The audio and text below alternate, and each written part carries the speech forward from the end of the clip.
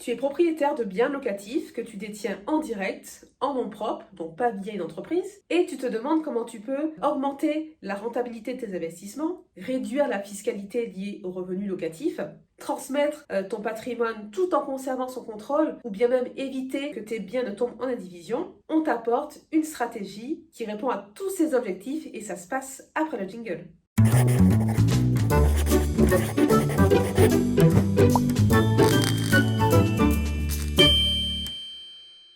Bonjour à tous, on se retrouve dans une nouvelle vidéo dédiée à l'OBO dans l'immobilier. L'OBO, qu'est-ce que c'est? Ça signifie Owner Buy Out, dit-elle de son plus bel anglais. Tu peux tout simplement le traduire en français par la vente à soi-même. C'est d'ailleurs un thème qu'on a déjà abordé dans une de nos vidéos.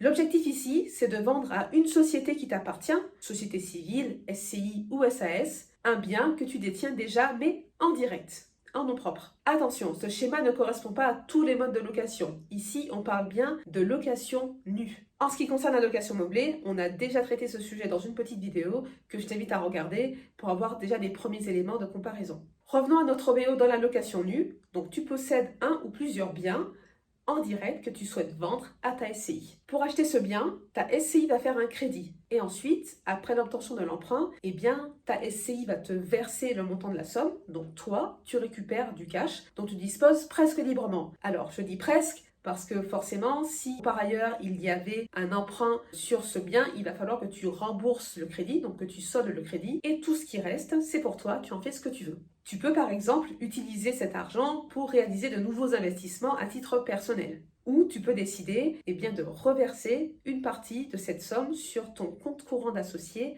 de ta société civile.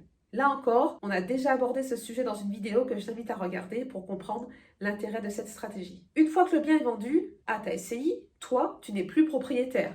Enfin, tu l'es, mais au travers de ta SCI. Du coup, tu ne perçois plus les loyers. C'est ta société civile qui, elle, est propriétaire, va percevoir les loyers et donc va payer des charges liées à ceux ou ces investissements. Il est fort probable que les loyers ne soient pas suffisants pour couvrir l'ensemble des charges de ton investissement. Par exemple, l'échéance de crédit, la taxe foncière, les charges locatives. Dans cette situation, ça sera à toi, à titre personnel, d'apporter la différence et de faire un versement sur le compte courant d'associé. Maintenant, côté fiscalité, il y a deux possibilités. La première, ta SCI est soumise à l'impôt sur le revenu. Eh bien, ça signifie tout simplement que tu as une fiscalité qui est transparente et donc ce sont les associés de la SCI qui sont fiscalisés sur les revenus fonciers imposables. Ce n'est pas anodin, c'est lourd de conséquences puisque la fiscalité et des revenus fonciers imposables, c'est ta tranche marginale d'imposition, donc ton taux d'impôt, 0, 11, 30, 41, 45, plus des prélèvements sociaux au taux de 17,2%.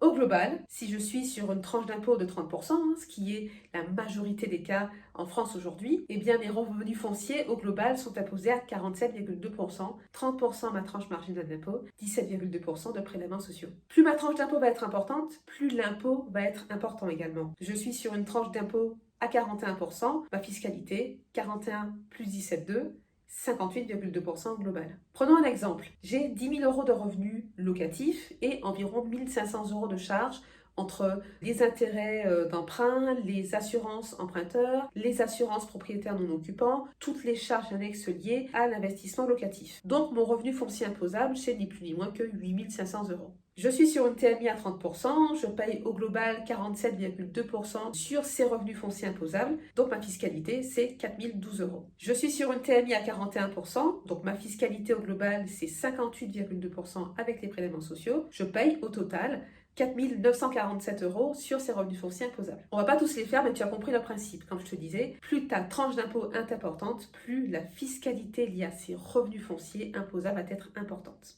Et donc, moins tu as de revenus nets dans ta poche. En revanche, dans notre deuxième cas, si ta SCI est soumise à l'impôt sur les sociétés, eh bien, elle a sa propre fiscalité. Elle va être imposée sur son résultat, ses revenus moins ses charges, et la fiscalité qu'elle va payer, ça va être 15% jusqu'à un résultat de 38 120 euros. Au-delà, eh bien, le taux va passer à 26,5%. Petite transition, à partir de 2022, ce taux de 26,5% va baisser à 25%.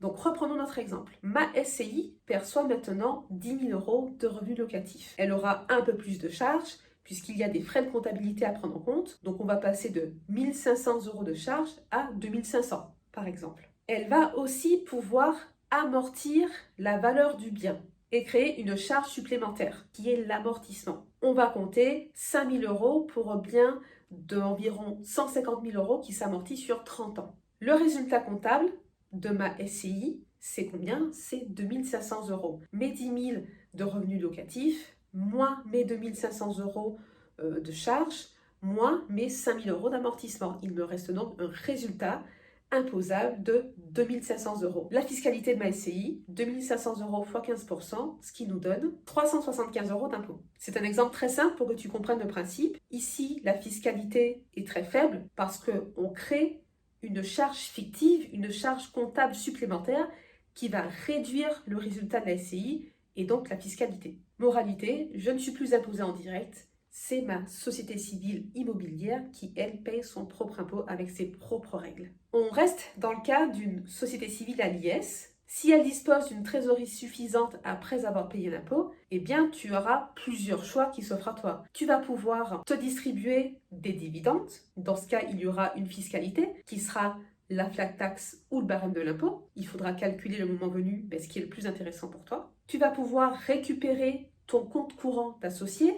Et là, la fiscalité, c'est 0 €. Et tu vas pouvoir conserver cette trésorerie pour réaliser de nouveaux investissements dans la société civile. Et là, avec une fiscalité qui va être aussi très faible, comme on l'a vu précédemment. Si tu souhaites anticiper la transmission de ta société civile et donc de ton patrimoine, tu peux transmettre des parts de ta SCI à tes enfants. Tu peux leur transmettre des parts en pleine propriété ou en démembrement, soit en nue propriété. L'intérêt, c'est que tu conserves le contrôle des biens, si les statuts sont bien rédigés, bien évidemment. Tu conserves le droit de percevoir des revenus, idéal pour la préparation de la retraite. Tu anticipes le coût de la transmission. Fiscalement, c'est avantageux, puisque en donnant de la nue propriété, eh bien, les droits de donation vont être réduits car ils sont calculés sur un barème en fonction de ton âge. Parallèlement, tu conserves l'usufruit, donc entre autres le droit de percevoir les revenus jusqu'à ton décès. Ensuite, les nus propriétaires, donc tes enfants, vont récupérer après ton décès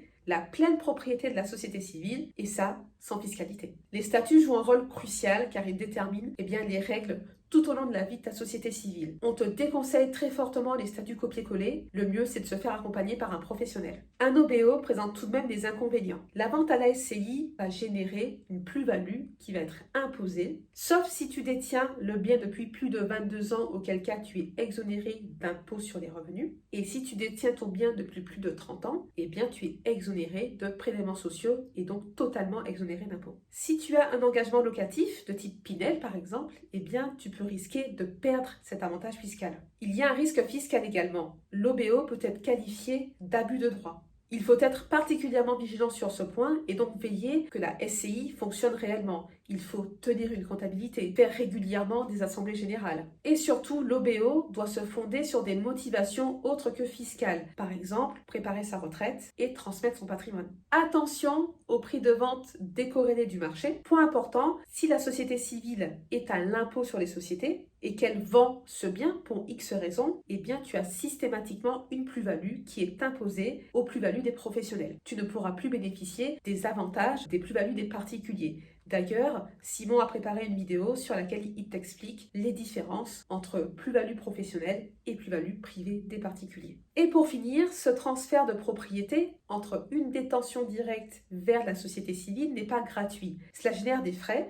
Donc tu vas devoir payer des droits d'enregistrement, des émoluments de notaire, de nouveaux frais bancaires, etc. Il faut bien calculer en amont l'ensemble de ces coûts liés à ce transfert de propriété. En conclusion, un OBO s'inscrit dans une réelle stratégie. Il faut bien calculer en amont l'ensemble des frais et des gains avant de la mettre en place. Ça y est, c'est tout pour aujourd'hui, c'est déjà la fin de cette vidéo, j'espère que ça t'a plu. C'était assez concis, donc si tu as des questions, n'hésite pas à nous les poser dans les commentaires. On reviendra ultérieurement sur des points spécifiques de cette stratégie dans d'autres vidéos. N'hésite pas à t'abonner, à liker la vidéo, et je te dis à très vite. D'ici là, prends soin de ton patrimoine.